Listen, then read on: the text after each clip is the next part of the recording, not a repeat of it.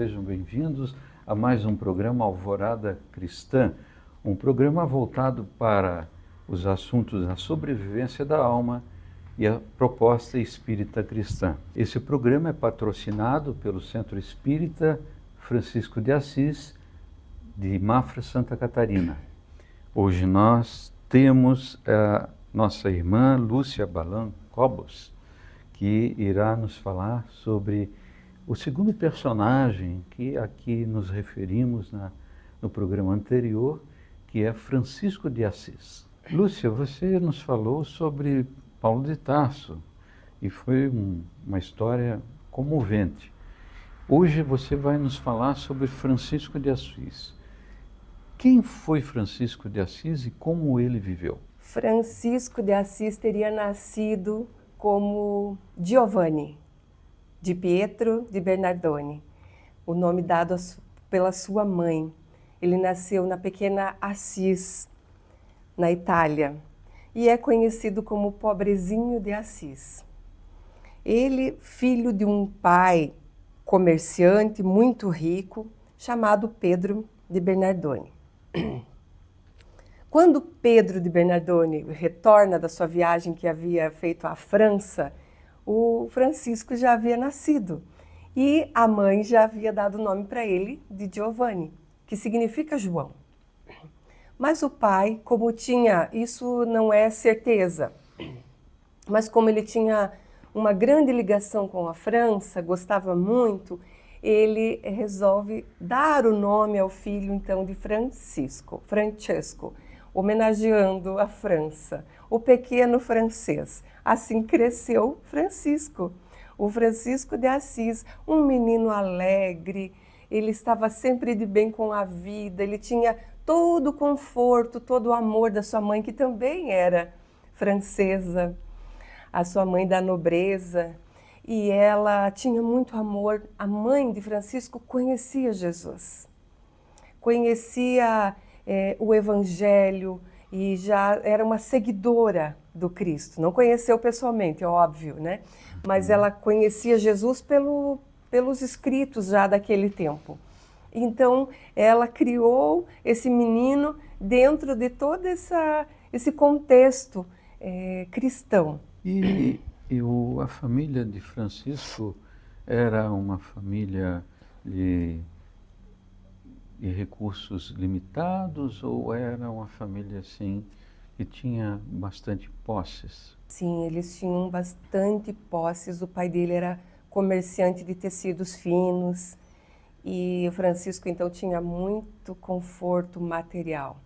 Mas ele volta e meia sentia algum desconforto já desde a juventude. Ele vivia no conforto, mas ele já sentia alguma coisa, algum convite, né?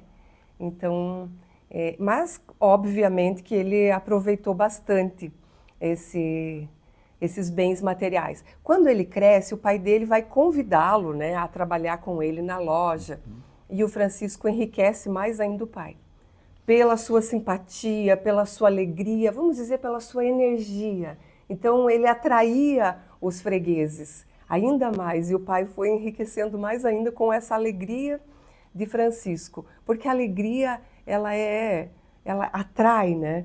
Então, Francisco atraía amigos, ele fazia amigos, e essa juventude dele foi assim, foi envolta de muita festa, de muito passeio, muita amizade, muitas risadas.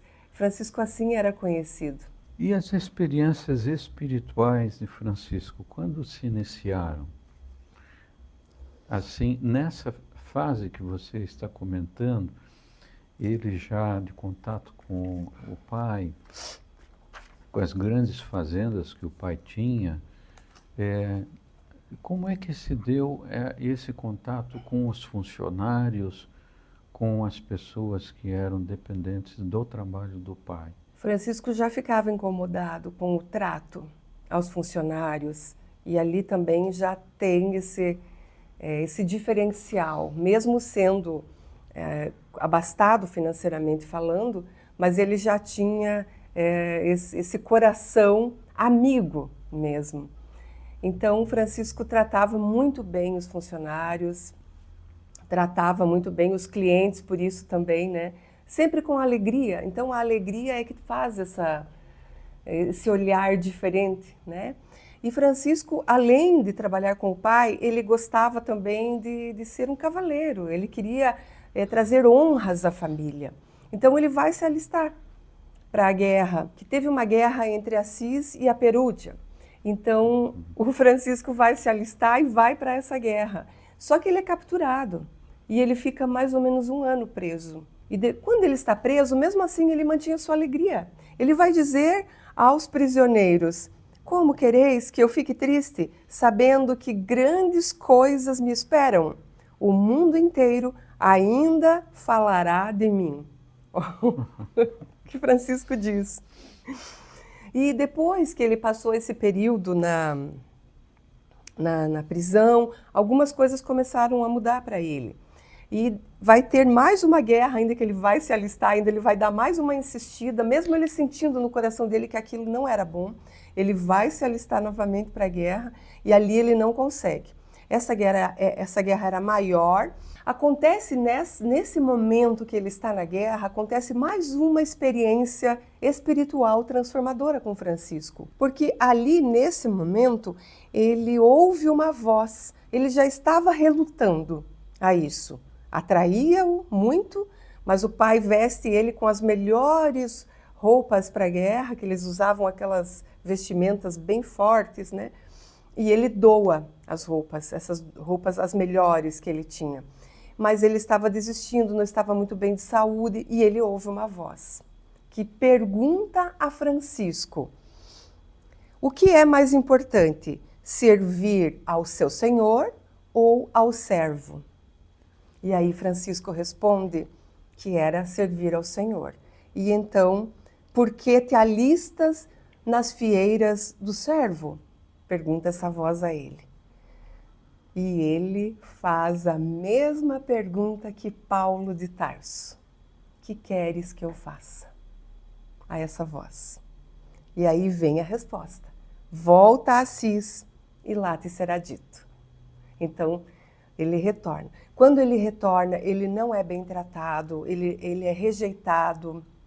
O pai, principalmente, fica muito revoltado com a postura dele e ele volta muito diferente do que ele tinha chego. Ele volta se perguntando: o que Deus quer de mim?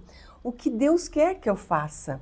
E ele vinha se questionando sobre isso. Os jovens viram essa mudança nele e queriam ter aquele Francisco de volta, aquele Francisco da bagunça. Chegaram até a providenciar uma coroa para ele. E essa coroa, ele seria então o rei da juventude.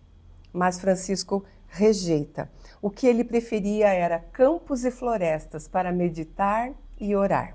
Algo parecido como aconteceu com Paulo, né? Depois que teve a experiência, ele precisou se recolher para refletir e fazer uma reanálise da sua própria personalidade, da sua própria pessoa, né? Muito interessante, né? Muito interessante. Em 1205, Francisco vai a Roma. E aí, nessa ida dele até Roma, ele percebe muitos mendigos, muito sofrimento da pobreza, e ele fica tocado. E ali, ele faz essa troca de roupa com o mendigo. Francisco, foi a primeira experiência dele com a pobreza, nessa troca de roupa com o mendigo. E já em 1206, Francisco está cavalgando e passa por um leproso. Mas ele tinha nojo dos leprosos, como todos. Nojo, eles repugnavam, né? Os leprosos, eles tinham cheiro, eles tinham uma característica, né? de pele já muito danificada. Então, mas alguma coisa atrai ele desce do cavalo e vai até o leproso e dá as moedas de ouro para o leproso. E aí ele não faz só isso, ele beija as mãos, em um sentido de amizade por aquele irmão. E aí, nesse momento, Francisco lembra da mensagem de Jesus: tudo o que fizeres àqueles mais pequeninos é a mim que o fazeis. Ele vai ter depois uma experiência na igreja São Damião. Poderia nos falar sobre essa experiência que ele teve? Francisco vai refletir que tudo que antes era amargo mudou-se então em doçura da alma e do corpo. E a partir daquele momento ele não pôde mais se afastar do mundo e se entregar a Deus. Então ele fazia essas visitas àquela igrejinha de São Damião que estava em ruínas. Era meio abandonada aquela igrejinha. Dentro daquela igrejinha tinha uma cruz, e existe ainda essa cruz, de 2 metros, a cruz de São Damião. E ali ele estava orando, e quando ele entra naquela meditação profunda, já habituado a isso, ele ouve uma voz, um pedido: Francisco.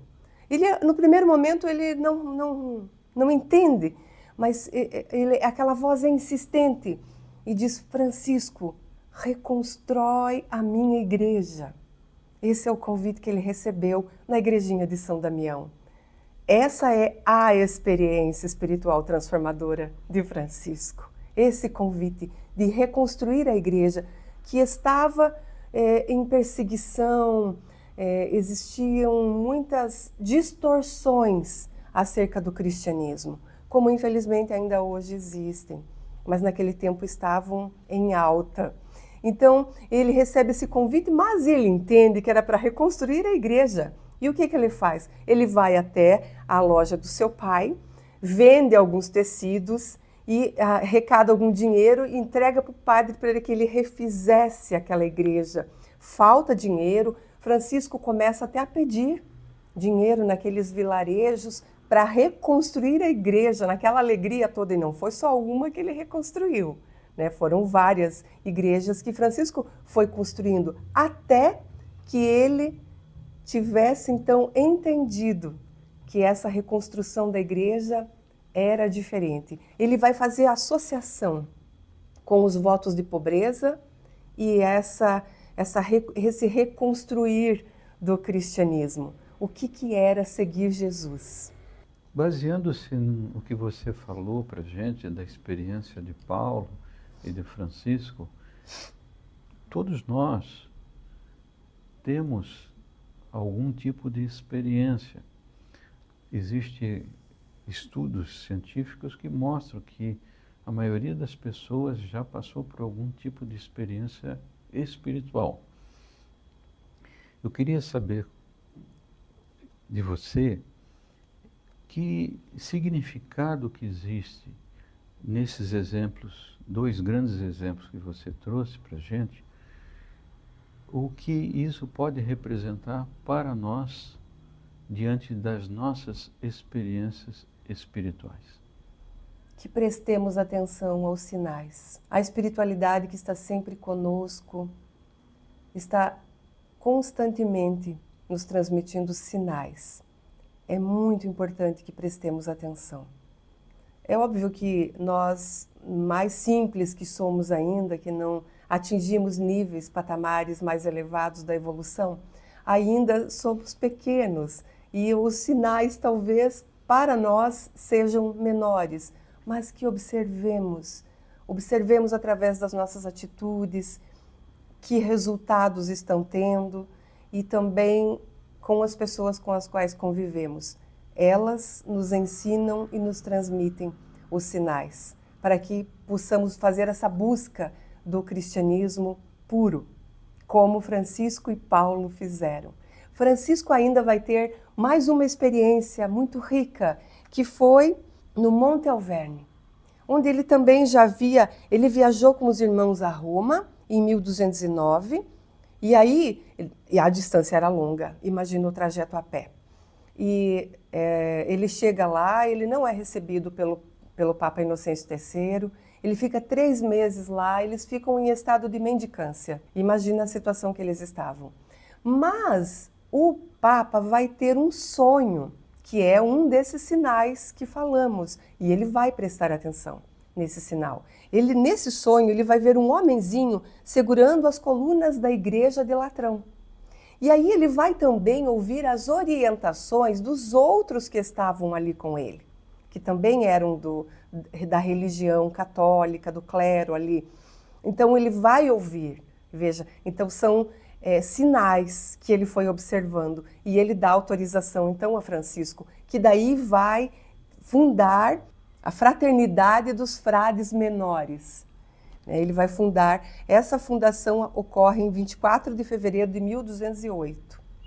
Ali que eles têm essa visão diferente do cristianismo. Então, no Monte Alverne, Francisco já tinha passado por todos esses períodos, né, ele já tinha visto, recebido autorização, ele já tinha passado por muita meditação, muita oração, e nesse Monte Alverne, eles estavam naquele período de quaresma, que chama, aquele período mais meditativo, e ali nesse Monte Alverne com os outros padres, os outros frades, ele vai viver uma experiência muito rica, que ele vai ter os estigmas que vão brotar, literalmente, em suas mãos, em seus pés. Então ele vai ter as marcas do Cristo no seu próprio corpo.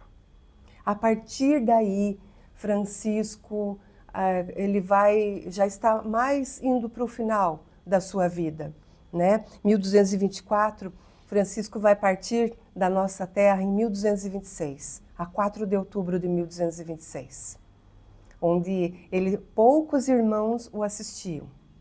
E as irmãs Cotovia estavam lá com ele, voando em círculos, a como se despedir, porque Francisco tratava todos como irmãos. As pedras, os animais, tem a história do lobo de Gúbio, é muita coisa de Francisco, é muita experiência transformadora. E ali, naquele momento derradeiro, onde ele já estava bem doente, o corpo já estava fraco, cansado, Francisco vai nos transmitir uma grande lição. Ele vai dizer aos poucos irmãos: fiz o que me cabia, e que o Cristo vos ensine o que vos cabe. Justamente nos convidando a que prestemos atenção. Cristo nos ensina, que aprendamos com eles. Muito bem, caros internautas, tivemos essa belíssima apresentação da Lúcia, falou sobre esses grandes personagens e nós agradecemos, Lúcia, o seu estudo, que nos trouxe o fruto do seu estudo. Então, um grande abraço a todos e até a próxima.